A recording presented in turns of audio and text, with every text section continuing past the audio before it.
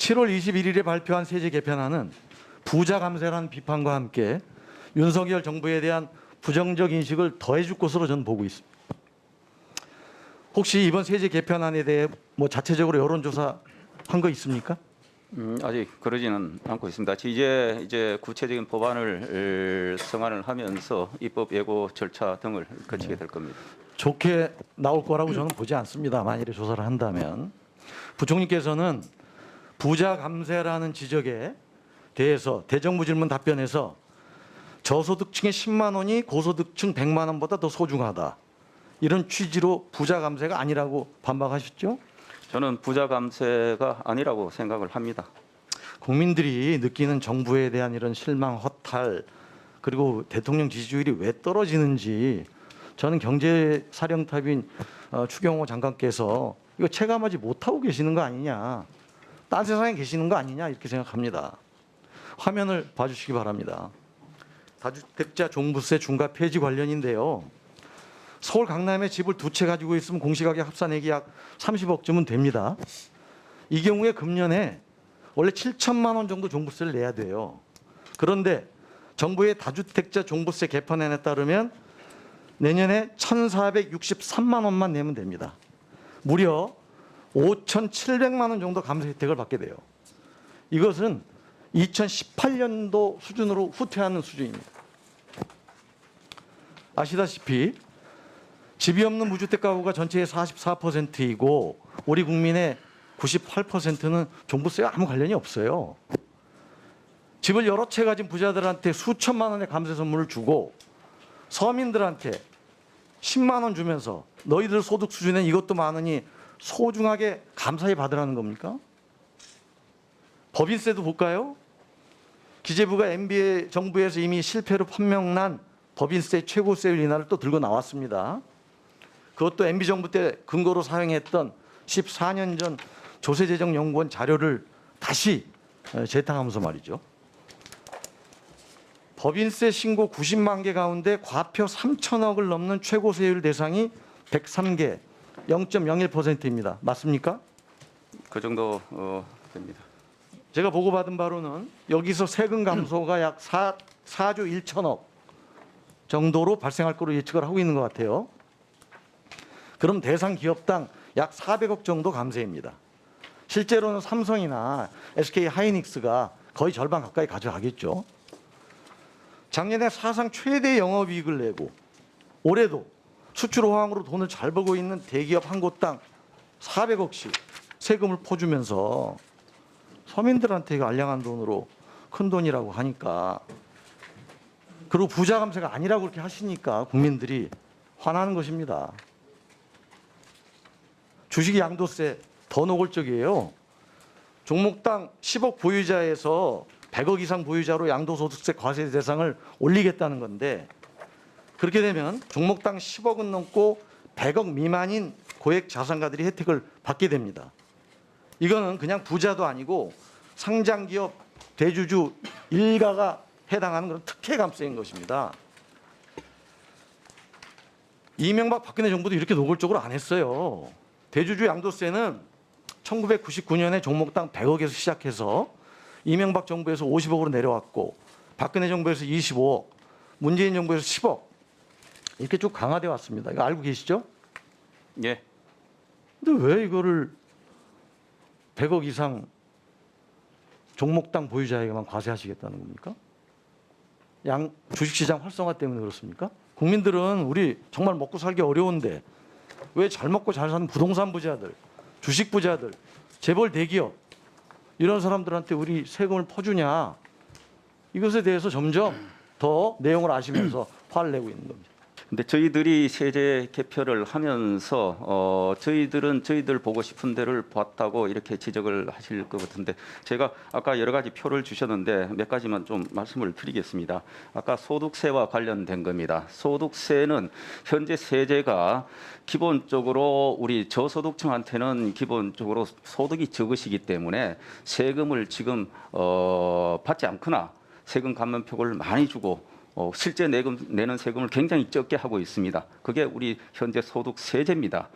즉 저소득층은 굉장히 세금을 현재도 적게 내고 있으신 거죠. 그리고 37%는 근로소득세를 지금 내질 않고 있는 그런 이 분들입니다. 즉 600한 4, 50만 명 되는 분들은 세금 소득세를 내시지 않는 거죠. 그거는 소득이 적기도 하고 또 세제 감면도 있기 때문에 그렇습니다. 그래서 왜 이번에 소득세제를 개편을 하면서 이게 나름대로 균형을 잡았다고 저희들이 말씀드리냐 그러면 아까 위원님께서 보여주신 대로 현재 총급여 3천만 원 되시는 분들은 현재 세금을 평균적으로 보면 약 30만 원을 내고 계십니다. 30만 원 세금을 내고 계십니다. 연간으로.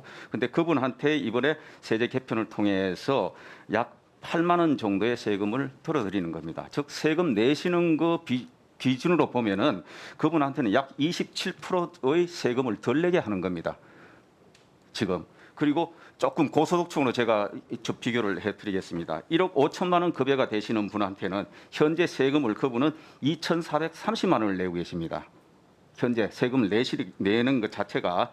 그런데 이번에 24만 원을 세금을 덜어드리는 겁니다. 세금 절대적으로 보면은 고소득층 세금이 더 많이 덜어드리는 거죠. 그런데 상대적으로 현재 세금 내는 것 대비 이번에 세금 감면액을 비교를 해보면은 3천만 원 소득 되시는 분은 27%를 세금을 덜 내게 되는 겁니다. 그런데 1억 5천만 원 현재 내시는 분은 1% 정도만 세금을 덜 내게 되는 겁니다. 즉 고소득층이 상대적으로 세금을 훨씬 많이 내는 이 누진 구조고 저소득층은 현재도 세금을 적게 내고 세금을 대부분이 37% 정도는 세금을 안 내고 있는 이 구조 속에서 소득세 체계를 만지는 겁니다. 그러니까 당연히 세금 내시는 분 기준으로 세금 감면이 얼마 되느냐 이렇게 보니까 절대적으로는 고소득층이 좀 많지만은 고소득층이 현재 절대적으로 세금을 많이 내고 있다. 즉 저소득층 대비 34배 정도 현재 세금을 더 내고 있는 상태입니다. 당연히 우리 누진 소득 체계상 그렇게 되는 거죠. 이게 소득 재분배를 그 안에 설계를 했기 때문에 그렇게 나오는 겁니다. 여기에서 이제 소득세제 개편을 통해서 이번에 세금을 얼마나 조금 부담을 덜어드리게 할 것이냐.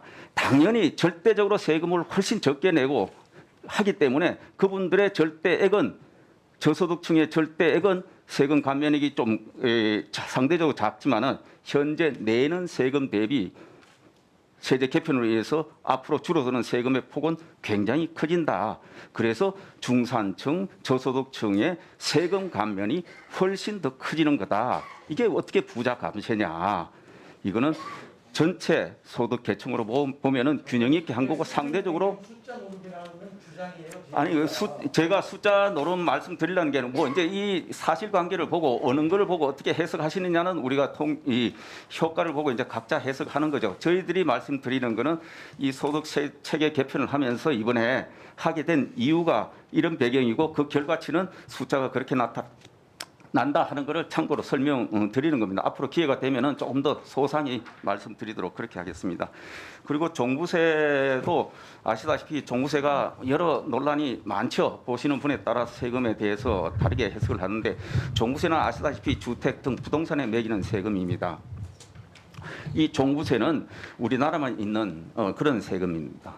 그리고 이거는 일반적으로 재산세에 부과해서 세금을 매긴다는 건 뭐 잘 아실 겁니다. 종부세는 인별로 사람별로 재산세는 그 물건별로 있으면은 그 물건에 대해서 세금을 매기지만은 종부세는 인별로 우선 합산을 해야 되겠다. 전국에 있으면은 그걸 한 사람한테 전부 자기가 가지고 있으면 합산을 하고 여기에 또 누진세율 구조를 가져가는 겁니다. 이거는 노무현 정부 때 처음 도입한 종부세가 인별 합산에 누진과세를 하는 체계입니다. 이것이 2019년 동안 15년 동안 그 체계가 그대로 유지가 돼 있는 겁니다.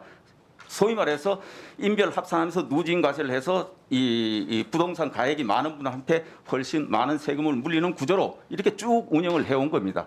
그런데 2019년에 부동산 투기 억제 목적으로 여기에 새로이 다주택자라는 개념이 새로 들어온 겁니다. 소위 말해서 한 번 더 이중적인 지금 징벌적 과세를 하는 체계가 2019년에 비로소 종부세에 도입된 거다. 이것은 이중적으로 다주택자가 이 주택 가액이 높은 데 대한 누진적으로 세금을 더 내는 구조는 동의를 하는데 왜 다주택자라고 해서 거기에 또 다른 징벌적 과세 체계가 주택 수가 많다는 대로 가야 되느냐. 그래서 이 체계는 안 되겠다. 주택 수가 많으면은 상대적으로 가액이 클 수 있으니 가액 기준으로 합산을 해야 되겠다. 즉 한 채 20억 또는 한 채 30억 되는 분하고 두 채 10억 되는 분하고 왜 두 채, 세 채 예를 들어 15억 되는 분이 왜 징벌적으로 과세를 더 받아야 되느냐? 한 채 50억 되는 사람이 훨씬 더 세금을 많이 내야 되는 거 아니냐?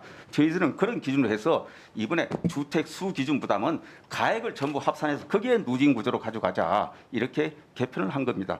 종부세 문제점에 관해서는 지난 대선 과정에서도 여야 할 것 없이 많은 분들께서 문제 제기를 하셨습니다.